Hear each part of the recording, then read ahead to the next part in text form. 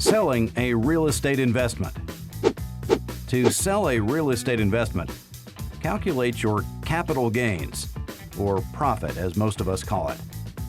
Capital gain equals sales price minus mortgage. If the figure is negative, deduct that amount from your cash ledger. In the asset column under real estate, remove the type of real estate, the down payment you paid, and the cost of real estate. In the liabilities column under real estate, remove the type of real estate and the mortgage amount.